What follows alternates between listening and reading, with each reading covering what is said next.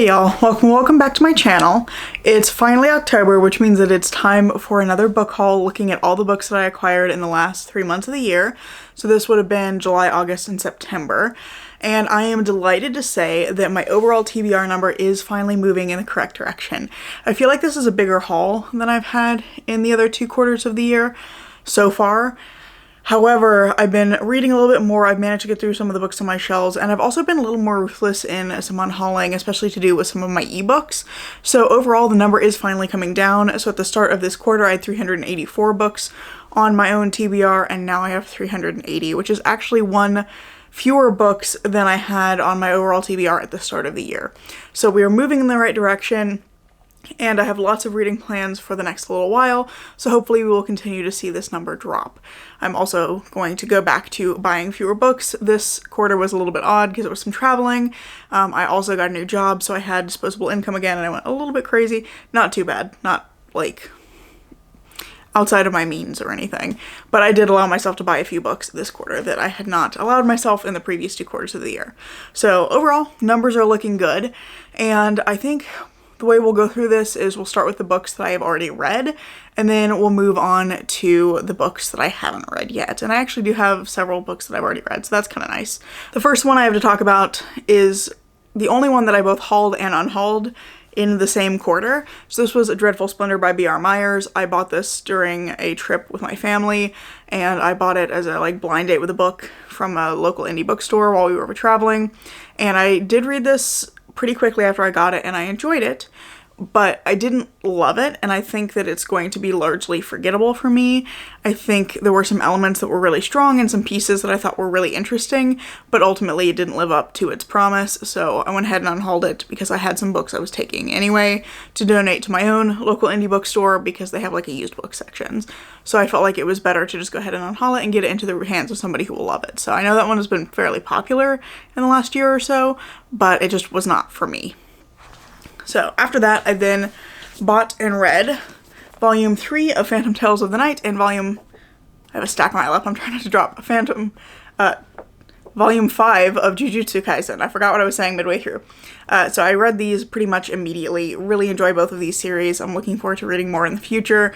This one is just this interesting ongoing story about the innkeeper, who is some sort of creepy entity. Unclear exactly what he is. And there's a guy who wants to fight him for some reason, and it's just these interesting little story vignettes that tie together in interesting ways.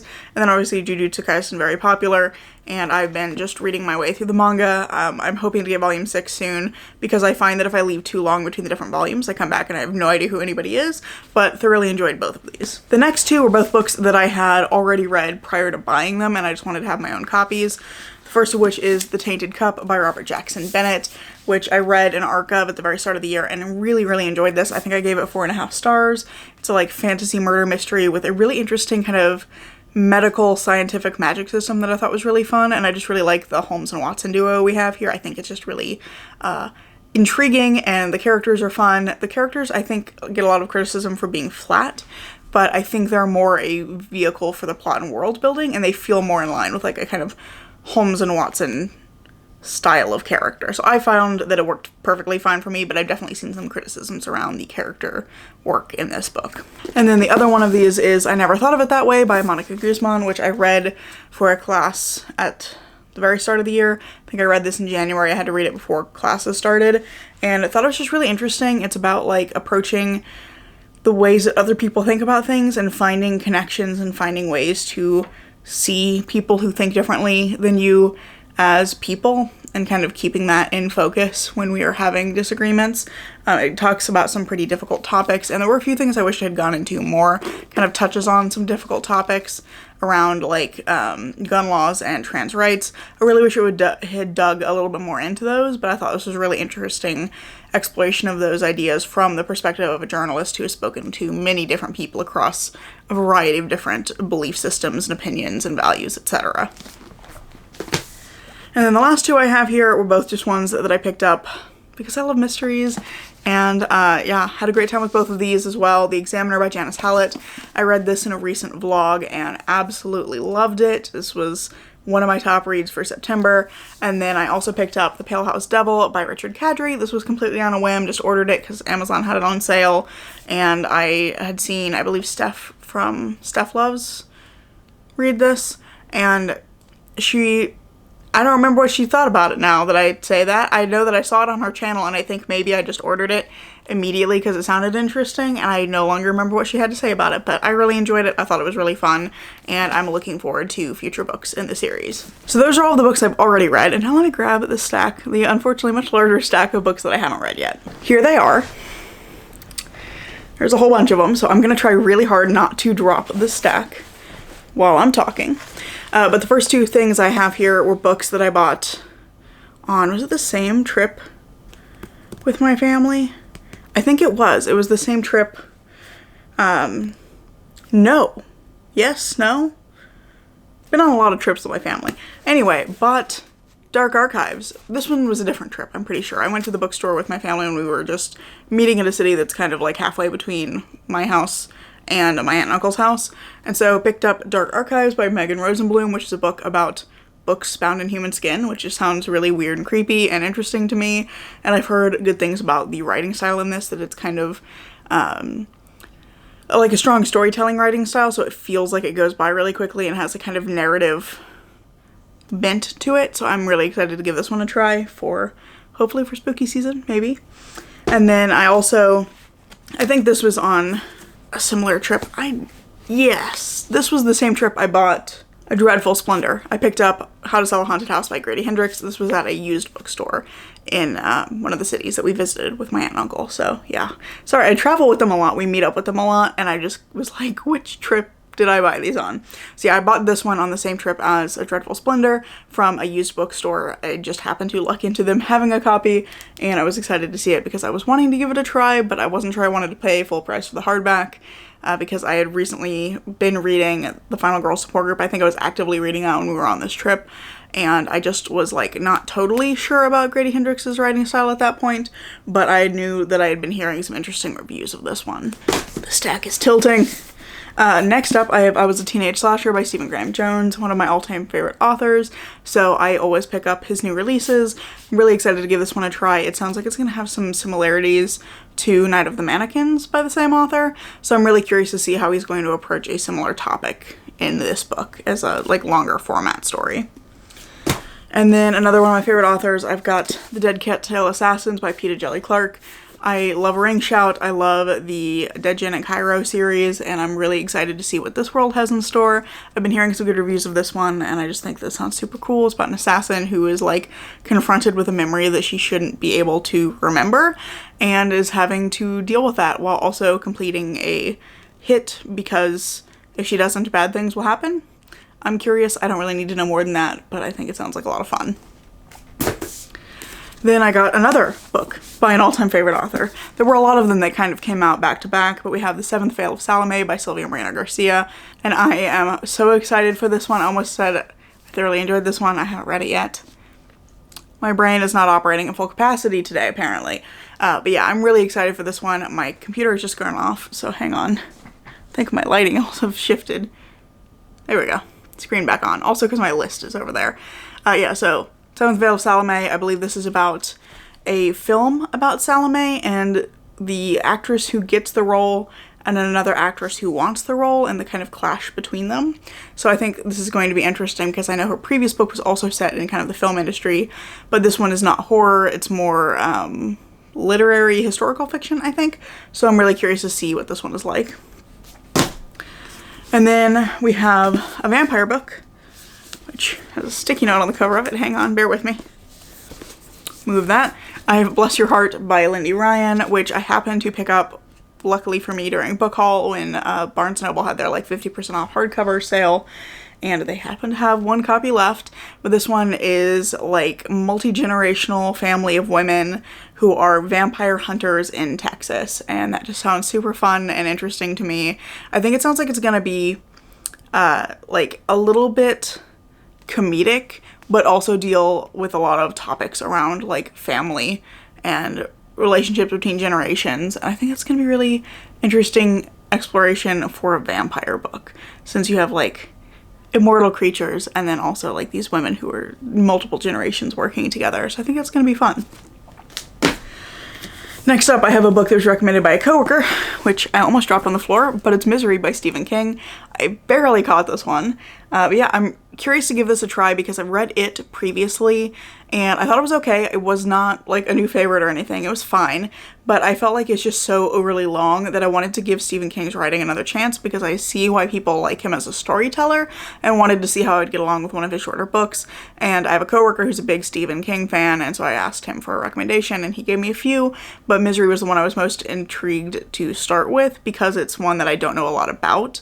I just know it's about like an author who I believe is like in a car accident and then he gets captured by a crazy fan who is like keeping him captive and torturing him to get him to write a book. And I'm really curious to see where that premise is gonna go. Then I got one that I ordered while I was listening to a webinar for work. There was a storytelling and writing conference that I went to. It was virtual. I say went to, I watched it online.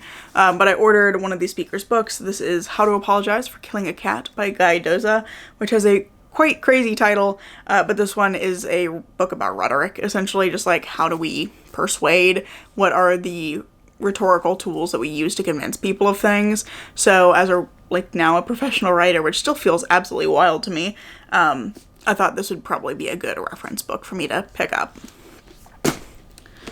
Next up, I have a sequel for a book that I've read about 200 pages of, and I'm hoping to finish later this spooky season, but I've got Empire of the Damned by Jay Kristoff. I was having a good time reading Empire of the Vampire when I first started it, so I wanted to go ahead and pick up the sequel because I knew I was going to want to read it, and I'm hopeful that I can get back to Empire of the Vampire.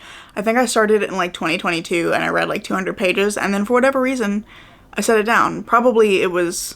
Now that I say 2022, is probably master's degree related. I was probably taking classes and got just too busy to finish it. But I'd read 200 pages and I want to go back and reread that section and then continue on and finally finish it. So I've got this on hand for whenever I get through it. Sorry if that is very loud as I'm tossing books over. The next two books are books that were gifted to me by my partner. This was his gift to me for our anniversary. We had our 6th anniversary this year, and we just happened to be traveling together right after it. So he ended up going to a bookstore with me, and he bought me 2 books that I picked out. So I've got I'm a Fan by Sheena Patel, which I think is a kind of literary character study. I have actually started this one. I'm like 30 pages in, and it's very weird. It really is like a character study. We're just kind of in this woman's head as she's thinking about this woman that she's obsessed with, and that person is never named. She talks in this book a lot about the man she wants to be with and the woman she's obsessed with, and neither of them are ever named, and it's this like exploration of her feelings around the situation that she's in, this kind of like messy network of relationships that she's a part of, because she is sleeping with this guy who is sleeping with another woman, and she's obsessed with stalking the other woman online, and the guy is married and she herself is in a relationship her boyfriend doesn't know, and then like the woman she's obsessed with has like an ex-husband. So there's just like a lot of relationships going on here, and it's like very messy and complicated, but it's using this kind of web to explore some ideas around like relationships and the internet and the ways that we behave online and the ways that we exist in our bodies and kind of class differences and race and gender, and it's just doing so many different things, but I'm finding it really interesting, and it's really easy to read. It's these like little short vignettes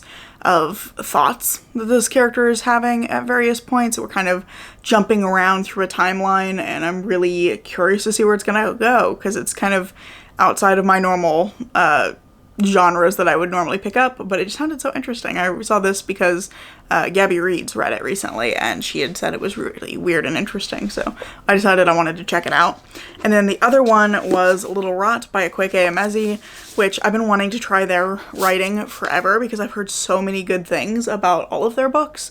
The other one I'd like to try at some point is The Death of Vivek Oji, but this one just had a really interesting sounding premise. It's about like a party that goes wrong and 4 people who get caught up in some sort of like conspiracy together, and I just think it sounds super interesting and different. It's kind of, for me, the same as I'm a fan. This was kind of what I was looking at while I was in this bookstore, was that they had a lot of stuff that was outside of my usual genres, outside of my wheelhouse, as it were, and I wanted to try some different things, and I've heard so many great things about Quick and Messy that I just really wanted to give their work a try, and this sounded like the best starting place for me besides The Death of Vivek Oji, and they didn't have that one on hand, so excited to give this one a try very soon. I am hopeful that I'm gonna have read both of these by the end of the year.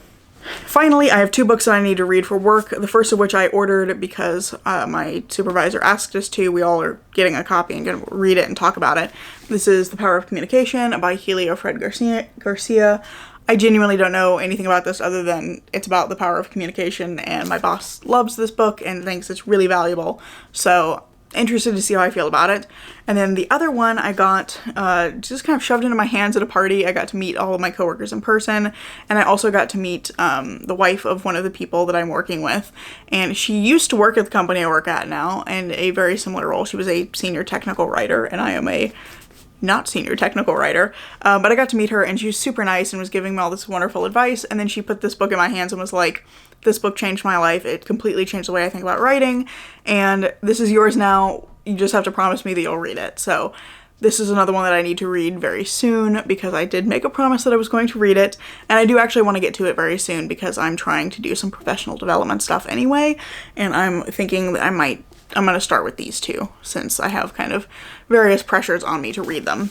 But I think these are going to be really interesting and valuable to me as a technical writer in my particular field. I work for a architecture, construction, and engineering company, which has been really exciting and difficult, but mostly exciting to adjust to because I'm not totally familiar with this field. I previously worked in like research communications, so it's been an interesting little journey. Before I forget, I do have an ebook I need to mention, so sorry if the framing has changed. I suddenly remembered I needed to talk about this book, but I also bought A Magical Girl Retires by, looking at my spreadsheet, where did it go in the spreadsheet? Park Solyan. So this is I believe a translated work, translated by Anton Her, I believe. This is about a woman who is kind of at her wit's end, and she's thinking about ending her life when she's approached by a girl all in white who's a magical girl and tells this woman that she may be the magical girl who can save the world.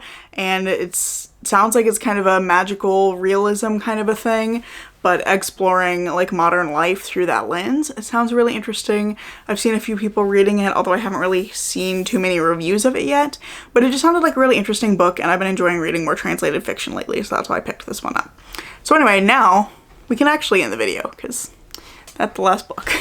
But yeah, those are all of the books that I acquired in the last 3 months. There's quite a few of them, and I know that I'm not going to get through all of them before the end of the year. That's just a given. But I have several of them that I'm hoping that I'll be able to read very soon, and some things I'm just like really, really excited about. So yeah, I feel like it's a really good haul, and I'm looking forward to my reading for the last quarter of the year, last 3 months. Feels weird to say that we're in the last 3 months of 2024, but here we are. Anyway, let me know down in the comments below if you have received any wonderful books or bought any wonderful books that you're particularly excited about. Always looking for new recommendations, and I really hope you've enjoyed this video. If you have, I hope you consider giving it a like, maybe even subscribing to see what comes next. I'm currently posting on Tuesdays and Saturdays throughout the month of October, and I hope to see you in the next video. Bye.